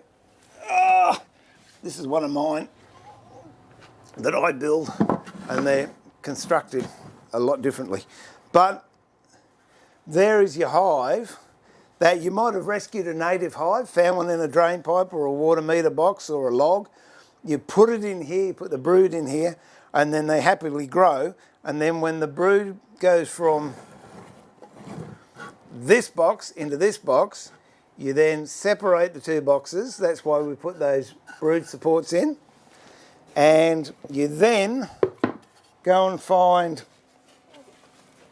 another base for this one, and you put that one on there, and then you put another honey super on there, and that brood will then grow down into there. And then when it's full, they'll start doing the honey. And then this one here, you just get a new middle box. Hang on, I might even have one here. Have I got one? Oh, there you go. You just get a new middle box and put there, and then put the super on top, and then you've got two. And then in 12 months' time or 18 months' time, depending on the season, you do exactly the same again, then you've got four. My goal is I want to end up with 40 in the backyard. And then from then, I don't know. I don't know what I'm going to do with them. But I've got a big backyard. So that's how you keep them. Or you go and buy a set, and then you do what I just did then, and you separate them. Hope that answered your question. I do. I'm running 15 minutes behind. Am I? Yeah, about that. Dear.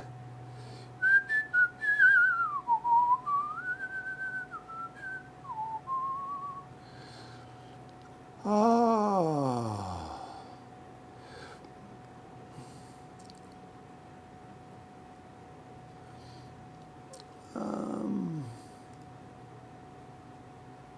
Oh, thanks, Inner Voices. Yeah, no, it's good. I'm pleased.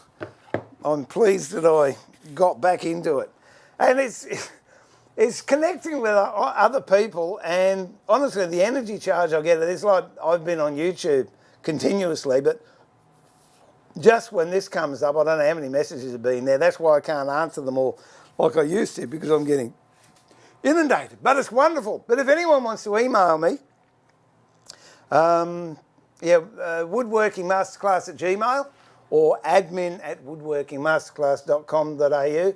Happy to answer your questions, or just message me below. If you are new and you're watching it on a channel, please hit the like and hit the subscribe, or whatever it is, whatever one you're particularly on, because if we can grow the numbers, that would be good too. And again, a warm welcome to anyone on the Carbatec channel. Hit there, subscribe too if you haven't been there before.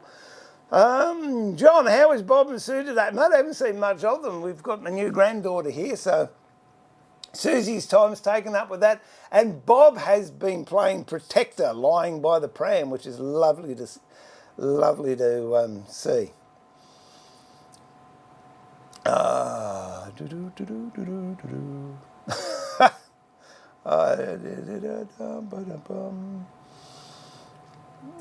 Basify, g'day, thanks for dropping in.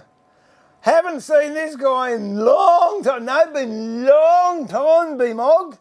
4 years, actually. There you go. I was blown away when I went on. I thought, I'll see what it's on Twitch. I'd lost a few thousand followers, but I'll tell you what, there was still several thousand there. So thanks for joining in the bandwagon again. And those, you want a bit of news catch up? No, the music stands haven't been finished, nor is the bonbon table. And the bed is still a work in progress.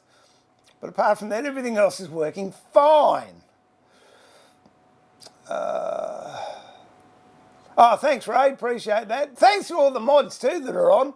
I haven't acknowledged you lately, but it's been remiss of me. I do appreciate your interest, your concern, and your vigilance, which is lovely. Thanks, Inner Voice. Hey, Boz.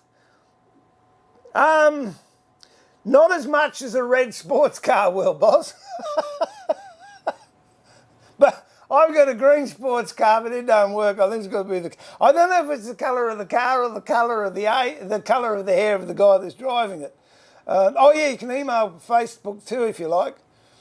I think that's okay. I don't know. I just saw that flicker a bit here, but it seems to be going all right. So g'day, mate. There's the golf swing. You been out there? All right.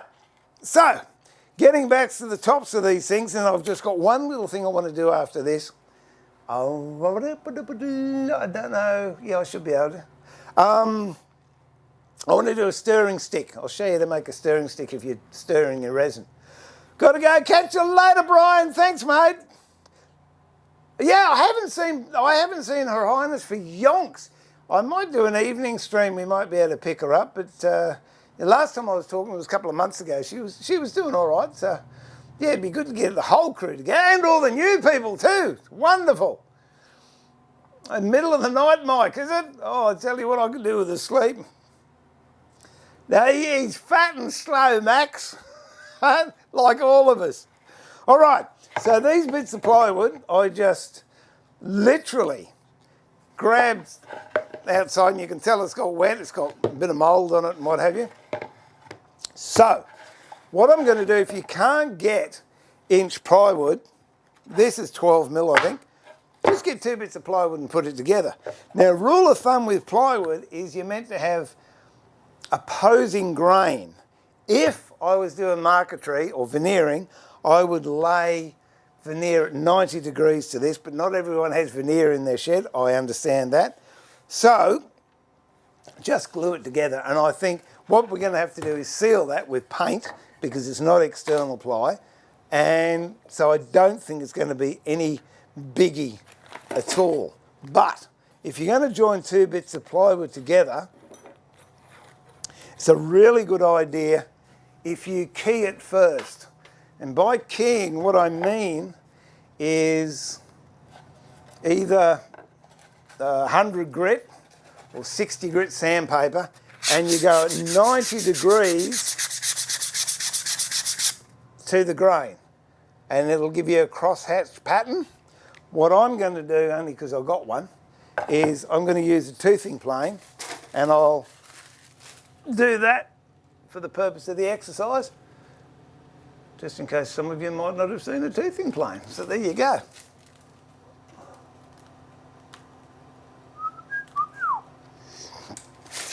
This is what I use if I'm veneering a substrate, and I'm putting veneer down, and it's got the blade itself. Let's see how good it is. Is it going to? Is it going to? Oh, it's getting there. Yeah, look at that. You can see those teeth. Oh, I'm so pleased. You see they're corrugated? Now that's a toothing plane. And what happens is when I plane over something, instead of giving me a nice shaving,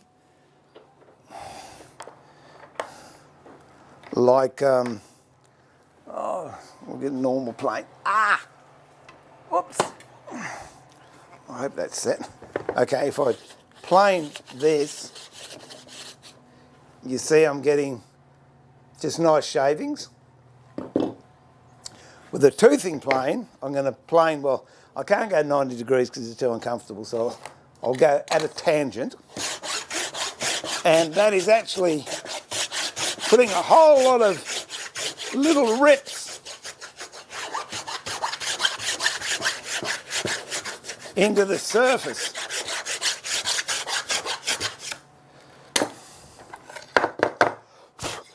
You can see now, well, you will in a second, see that? It's just roughed the surface up a bit. So what that's going to do is when I glue,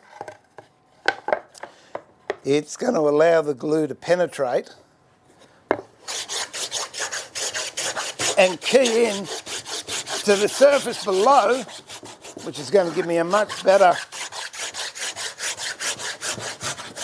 grip. So that's all we'll do with that one.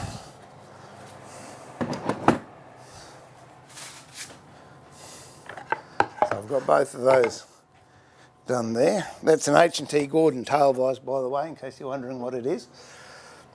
It's actually recessed into the bench. Oh, let's see.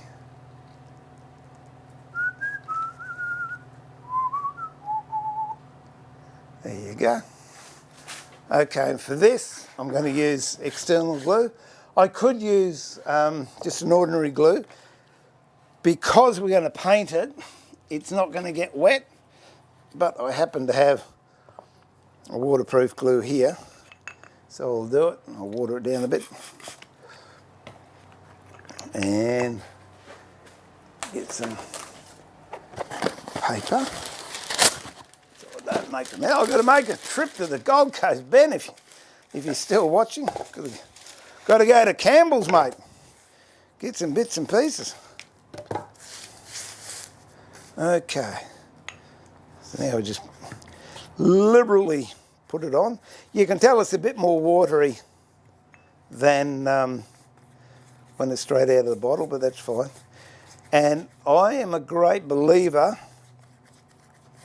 in double gluing. These are just really cheap organic brushes. I think in the old days there'd be pastry brushes, and when I finish I just throw it in the bucket of water, and they last me for months.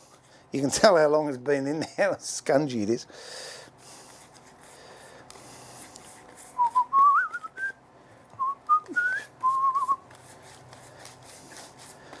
Okay, and when you glue this together, you just use clamps. I've actually got a book press, so I'm going to put it in a book press. But just ordinary clamps would do. If you're uncertain, whack a couple of nails in them to hold them together, or screws. It really doesn't make no never mind.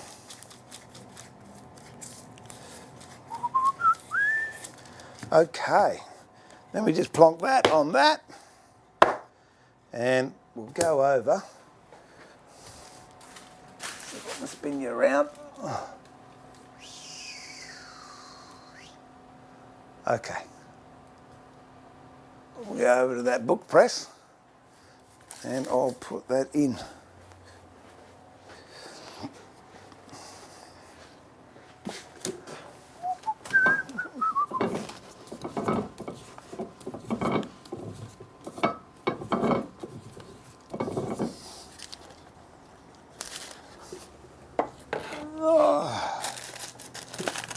I'll just get another bit of that paper.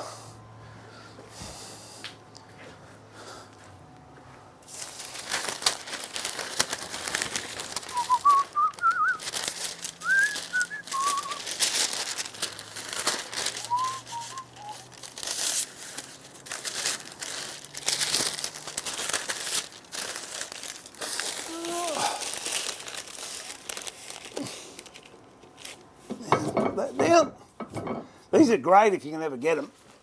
I use them a lot in marquetry and veneering. Gives you a really nice even pressure all the way down. So that's where we're up to with that. Okay, and this just goes plop in the bucket down there, and that is that.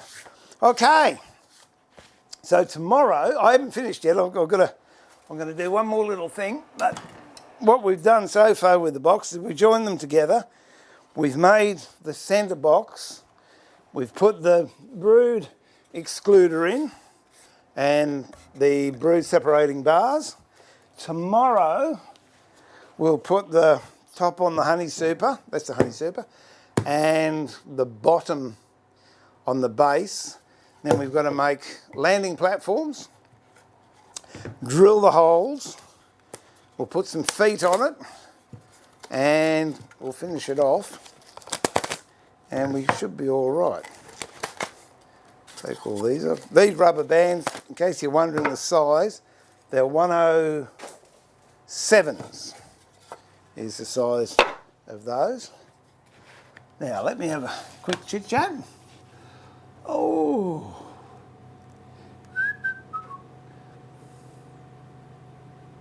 Any better than just hitting it? 60 grit will do. 60 grit will be fine. I just wanted to show off I've got a toothing plane. All right. So now, I'm on to resin now. Am I? Yes.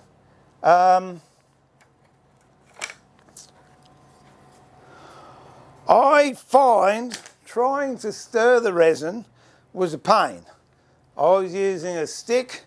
Then I was using a ruler, and that was causing, getting RSI just doing this. Catch you tomorrow, Wes. Night, Ange. Look after yourself. Night, kids.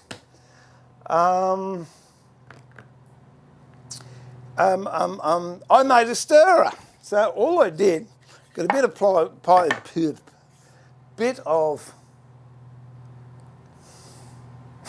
plywood. That's what I'm trying to say. There, cut down to whatever length I wanted. I've got to cut that down a bit further, I think. There is no set depths, it's just whatever floats your boat, basically. But it's the concept I want to share with you.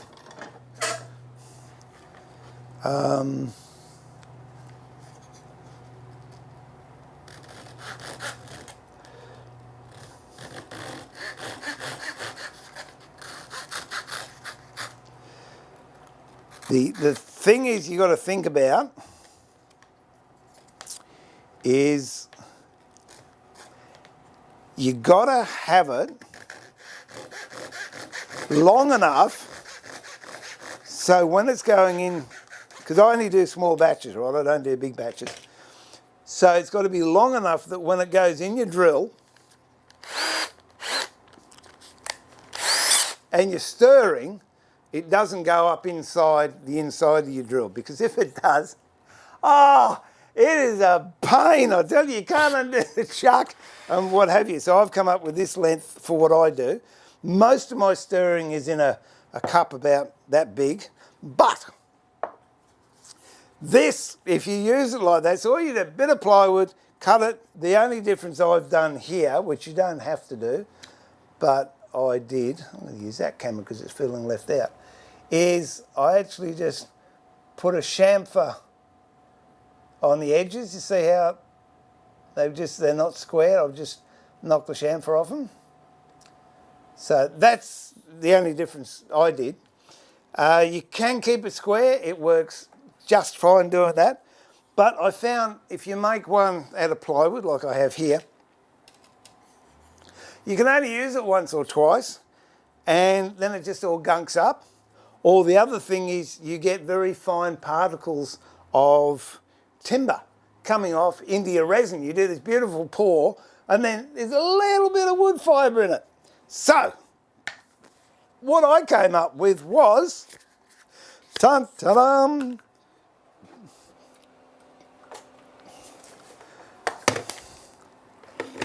heat shrink. Hang on, turn that camera around.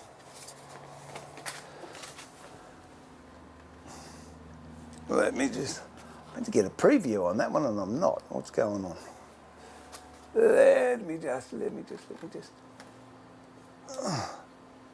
bring that back down to there and there and there, and bring that back. There we go. Heat shrink. So what you do, you got to get whatever size your paddle's going to be. Okay, this is 25 mil. So have it, so you've just got a little bit hanging over the end. About, what's that? 5 or 6 mil hanging over the end of your thing.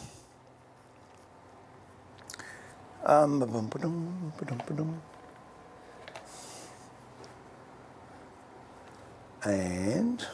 what I do first of all is, this is thinner stuff, I don't know what size that is, but that goes over the handle, slide that all the way down, get a pair of scissors,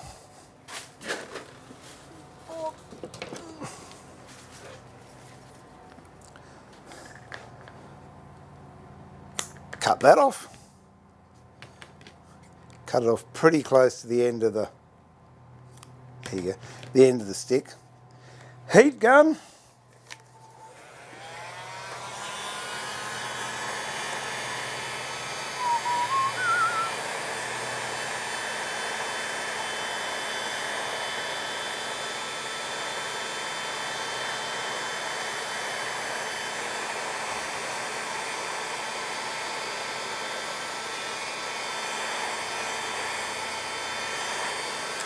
See how nicely that, do this, I'll fix it. See how nicely that just moulds to the shape? Next, get your big bit, put that over so it comes over the shoulders there, and you've got a little bit hanging over the edge. I'm going to go there, could take a bit of that off. Takes about there. Okay, so I've got a little bit hanging over the edge. Whack the heat onto it.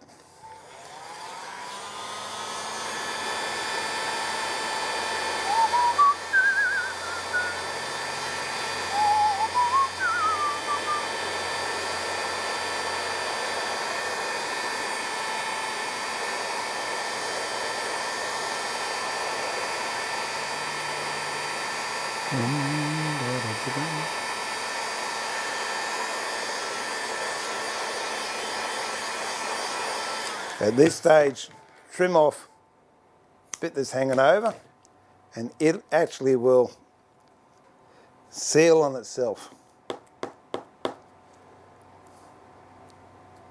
quite nicely, like that. Then, if you don't like this here, it'll work just fine like that, but I like to put a little collar on there, so I've got another size bit here. Slide that over the top and turn it on.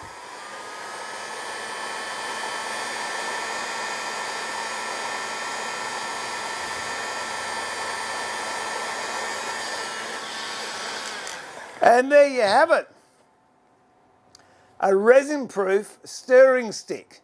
So you can clean it when you've used it. It's got plastic on it, or rubber, so it won't contaminate your resin. And when it comes to clean it, just get a little bit of acetone. When you've stirred your resin up, wipe it down with acetone and it'll come up clean, ready for the next use. So then you just pop it in your drill, and there you go.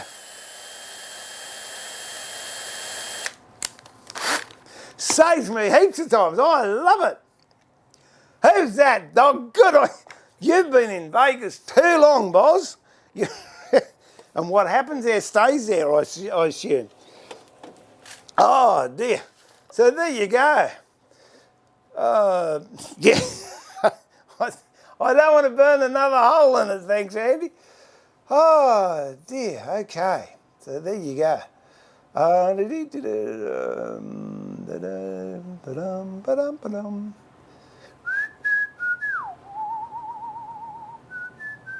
just checking the chat.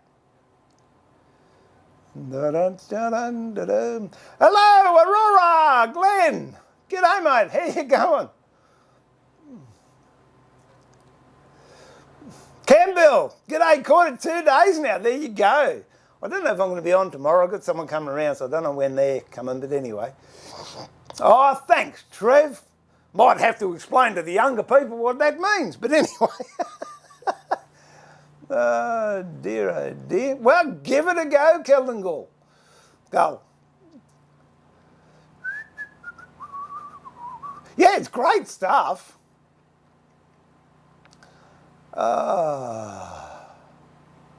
Yeah, it's good wearing an apron, but if you saw my T-shirt under this apron, it's dirtier than my apron. Oh, Aurora, Glenn, thank you for that, but it's just said I'm about to sign off. I've just about had it. But that was it. So we're getting on with the boxes, get back to the bee boxes. Let's just bring you up to speed. So now we've got a bottom box, we've got a completed mid box, we've got the honey super to go on, and tomorrow we'll finish building it, and then I don't know if it'll be Thursday, and I'm not doing 57 days straight again. We'll put a finish on it, and I'll talk to you about finishes.